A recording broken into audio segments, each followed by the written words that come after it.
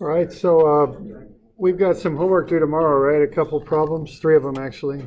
Now the tests, it'll be a while. It usually takes about a week to get through those, so just be aware of that. Okay. Now the first one that's due is this one. This is just a review problem for you all, okay? That 3D review. It's available in Moodle. Okay. There, so, and this is due tomorrow. Now I don't, the key is posted. You don't have to make it real pretty or anything. Just turn the thing in, okay? It's fine. There was one little question on that I'd like to know.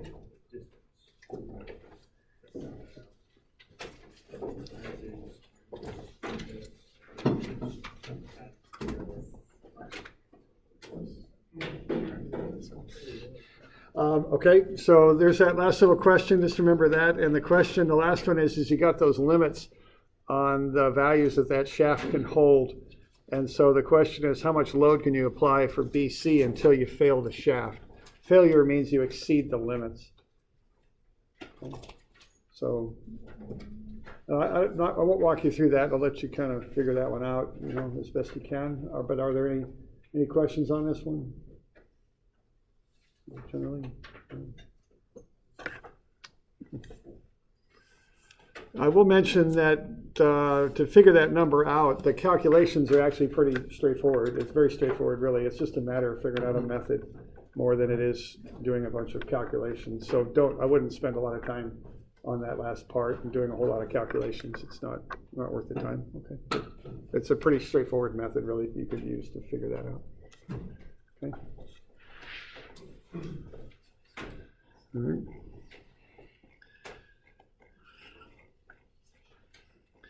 Okay, then the other two, I think, are 241 and 2.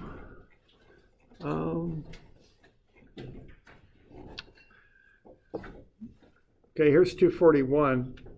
This one kind of has two parts. The first part is to get from that sketch that you see to the loading diagram that you see. And this is something that if you're designing a building or something, the process that you would go through, you first have to generate the diagram. Once you have the diagram, then you solve it out. That's the process on this stuff. So you need to do that first. So why don't we have a look there. Now what I've done, that's like a floor of some type. It's got the concrete slab that's being supported by the beams, and then there's also the sand up above. All right. So the first step there is to get to the diagram, and I don't know. So let's look at that first. So we want to verify that the sketch up above will get us the diagram down below, the force diagram. So what we've got here is we've got beams that are 2 meters on center. So they're spaced at 2 meters. And then we have the concrete there at 24 kilonewtons per cubic meter, and then the sand at 20 kilonewtons per cubic meter. Notice the sand is kind of sloped as it works its way up. So why don't we look at the concrete, and then I'll let you do the sand. How's that? Okay. Now, if your beams are 2 meters on center, if we look at it kind of from the end, what we've got here are beams that are spaced like that, and they're spaced at 2 meters. I only showed you a couple beams, but we could assume that's making up a full floor like that, and that they're all 2 meters apart. Now, what those are doing is they're supporting the slab, which runs across the top. And then behind that is the sand that kind of extends up from that. So the sand kind of, I don't know, it's going to be very difficult for me to draw, but should I do it that way? Maybe I'll try that. All right, so there's the sketch, basically, of what's going on. There. Okay, now if the beams are 2 foot on center, what you can then assume is that each beam then supports midway to the beam to the left and midway to the beam on the right. So what that's going to come out to be is, see, that will also be 2 meters.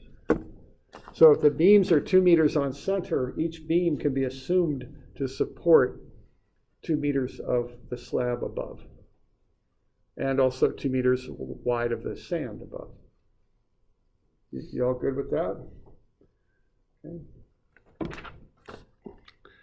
So if that's the case, what you've got then, if you look at the concrete slab, is the weight is 24 kilonewtons per cubic meter. All right. Now it's going to support 2 meters then. Okay. So that gets me to a number of kilonewtons. It'll actually be 48 kilonewtons per square meter. But I want to take it down further, and I want to get the depth out of that too, because I know the depth of the slab, and that's 0.625 meters. Okay.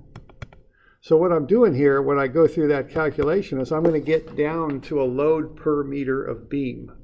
Because what I'm doing is I'm taking, just trying to think how I could draw this.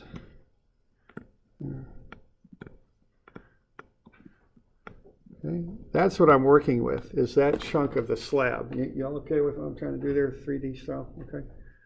And that's a 3-dimensional chunk of concrete, piece of concrete. So what I've got here, I've got the 2 meters, and I've got the 0.625 meters, the height, okay? What's left is the length. So this last dimension that'll be left on the bottom will be the per unit length, is what I'll have. If I multiply those numbers together, what I get numerically is 30 kilonewtons per meter. And see, I've covered the 2 meter width, and I've covered the 0.625 meter depth. So what's left is the length. So that's 30 kilonewtons per meter of length. You okay with that? That's how I'm getting from the diagram, from the sketch above with the beams and the concrete and all that, to the diagram below. That's the way I'm calculating that. Okay? So what you have there is kind of an instantaneous load per unit length is kind of what you've got. Okay. Okay. Now the sand is up above. So at A, what that's going to be is 0, because there's no sand at A. And then you're going to have to figure out the sand at B. And you're going to have to do a similar set of calculations like what I just did, and that'll get you the instantaneous load of the sand at B. Okay. Now, what would you think that number should come out to be when you run the number for the sand? When you put the numbers together, what should you get in kilonewtons per meter when you get to the sand? I'm sorry now? Yeah, I kind of set you up, because I'm gonna. 78 is the one on the right, but you're not after 78 for the sand, because why not? What do you want for the sand? What's that? Yeah.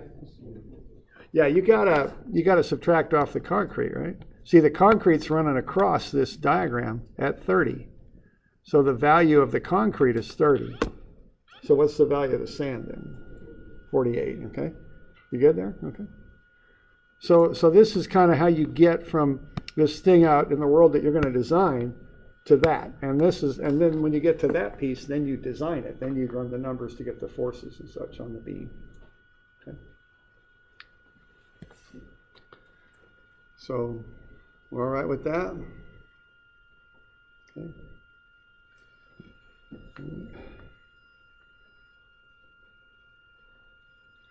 Okay.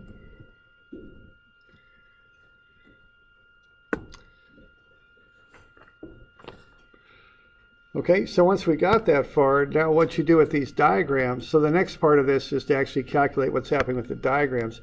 You break the diagrams up into pieces is what you do that you can handle. What you got to do is find the area of the diagram, and then that's the load, and you apply that at the centroid. So there's the centroid of the rectangle. there's the centroid of the triangle, you're going to end up with two forces. One at the centroid of the rectangle, at the other at the centroid of the triangle. Okay? So you'll run the numbers on that. All right, and what you'll come up with, let's look at the rectangle there. You're going to have 30 kilonewtons per meter. Okay, and that's over a 6-meter span. So you're going to come up with 180 kilonewtons. Okay. That's the one that acts for the rectangle, okay?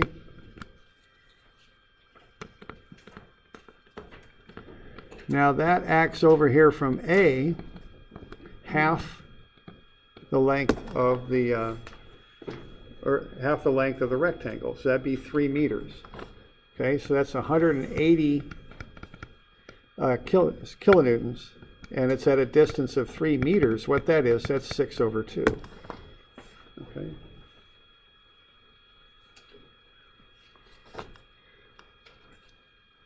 So you've used up 30 for that rectangle. That leaves 48 above for the sand. Okay, so it's that's the concrete load there. Now for the sand there, it's a triangular load.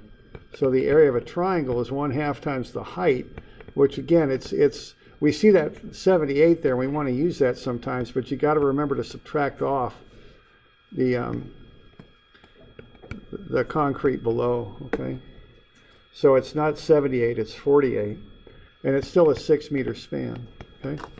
So when you run those numbers, you get 144 kilonewtons. All right. Now that's going to be 2/3 of the distance from A. So that'll be at 4 meters, okay? So what we're doing here is kind of a resultant process, is what we're up to. We're turning both of those distributed loads into point loads at a given location. The location is the centroid of the figure. So if you want to know what's going on about A, okay, what you're going to want to do then is just go sum of forces. And that'll be minus 180 kilonewtons, minus 144. So you're going to get negative 324 kilonewtons. Okay. And then you're going to go sum of MA, and these are both going to be negative because they're clockwise. So that'll be minus 180 kilonewtons times its distance from A, which is 3 meters, minus 144 kilonewtons times its distance from A, which is 4 meters. And you're going to sum those products. You're going to get a negative 1116 kilonewton meters, okay, which is 1116 kilonewton meters clockwise is the meaning of the negative.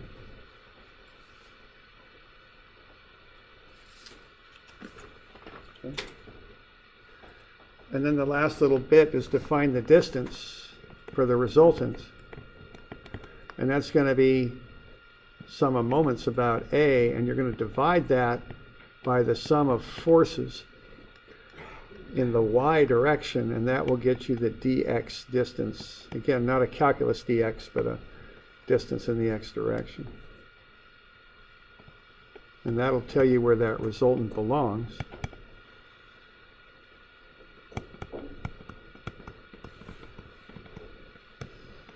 Okay. Which you might think of as being like a centroid, centroidal location.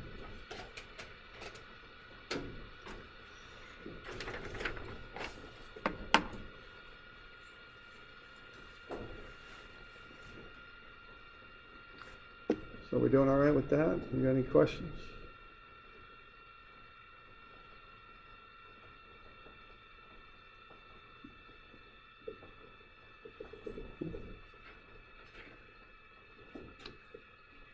So that's the process for that, okay? So the first thing you do is you break the diagram down and you take the real life situation and break it down and get to that two-dimensional diagram. Then once you've got to the two-dimensional diagram, you go through the process of finding the sum of forces and sum of moments and the distance, the resultant piece. And I think I switched the order on your handout. First I've got the solve the diagram, then down below I have derived the diagram.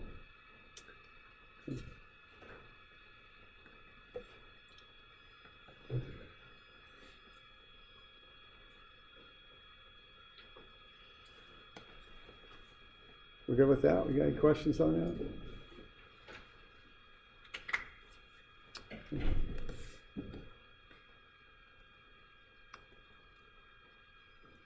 All right.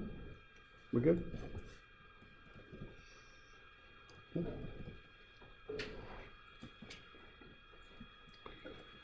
Okay. Next one is similar. It's just a little bit more complicated. We want to find the net force and moment about A. A is like a fulcrum, a pin joint, you might call it.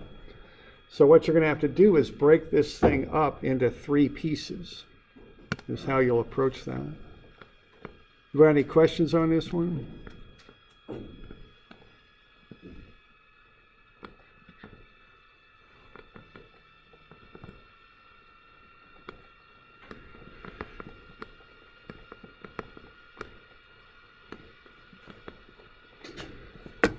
Okay. So what you would want to do would be to break that into a triangle and 2 rectangles. Now, the one important thing on this is you got to reference everything to A. All right. So, for instance, on that rectangle there, what you're going to do is you're going to find the area of this left-hand rectangle. So the area of that long, thin rectangle is the height, which is 210 newtons per meter, times the base, which is 1.2 meters.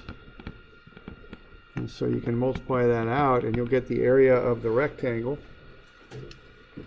And instead of A, why don't I use F, because it's a force is what it is. It's a load. Okay.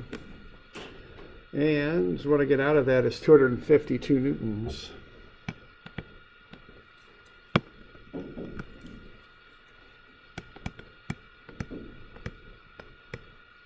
Okay. So this is 252 newtons.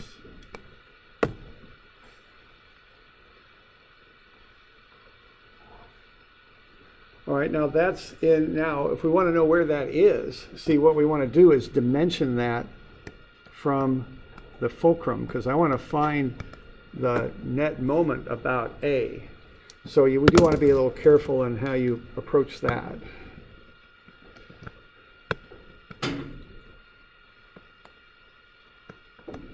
Okay. Now what I'm going to have here is I'm going to take the half of the 1.2, but then I'm going to need to add this 0.2 meter offset to that, because what I want is the distance from A. So that's going to be at 0.8 meters, which will be 1.2 over 2, which is 0.6 plus 0.2 more. Okay.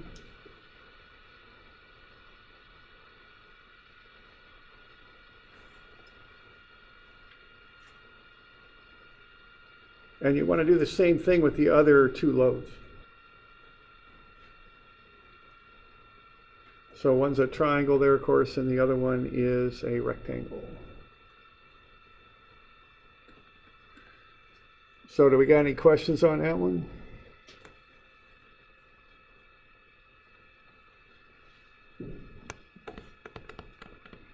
I'll give you some check answers there if you like. I'll let you figure out the distances, but you should figure these numbers out and verify them, but that's what they ought to be.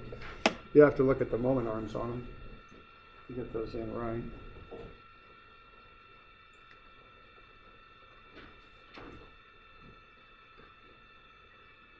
You got any questions on that?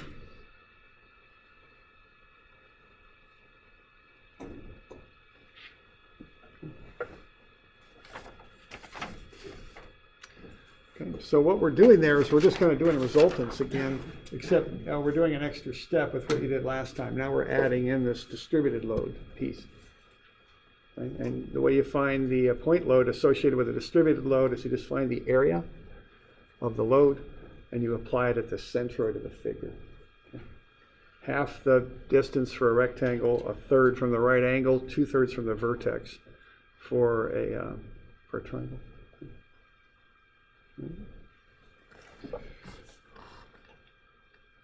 We go with that? We got any questions? Yeah.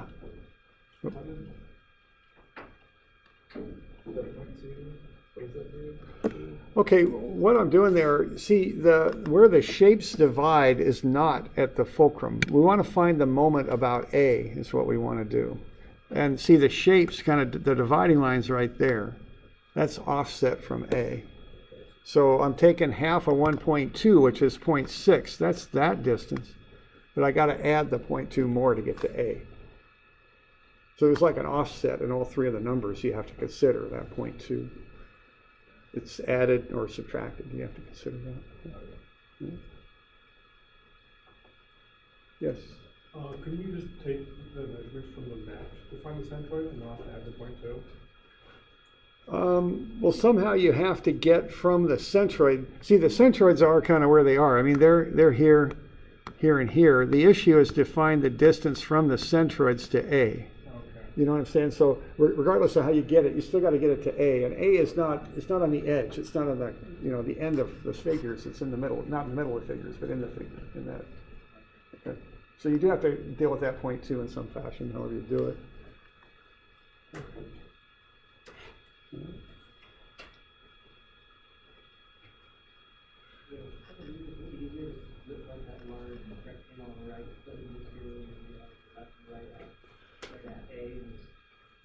Okay, so the question there, is it easier to split the large rectangle into two? You can do it, but it's not necessary. You can treat it as one object, and I think in the long haul this is the better way to do it. Treat it as one object and then just look at its centroid and how that relates to point A. You don't have to take a right-hand piece and a left-hand piece. You can take the whole piece as long as you're using the centroid. It'll come out fine. But you could do it in that fashion that you described too. That would work. To me, it's more work though. Yeah. Yeah.